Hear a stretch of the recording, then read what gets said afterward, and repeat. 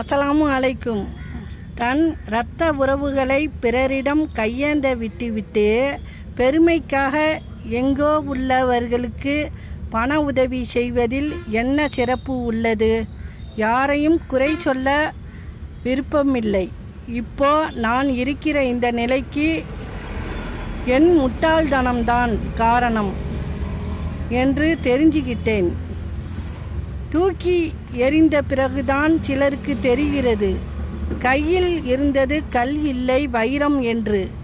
சிலருக்கு வேஷம் போடும்போது உறவுகள் பல தேடி வருவதனால் பாசமான பழைய உறவுகளை மறந்தே போய்விடுகிறது.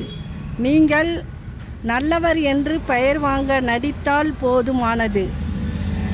நீங்கள் கெட்டவர் என்று பெயர் வாங்க உண்மையை மட்டும் பேசினாலே போதும்.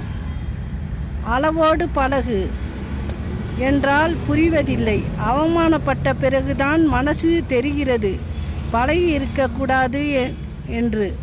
கிடைக்கும் வரை போராடுவது உன் கடமை, அதன் பின் தக்க வைப்பது உன் திறமை. அஸ்ஸலாமு அலைக்கும்.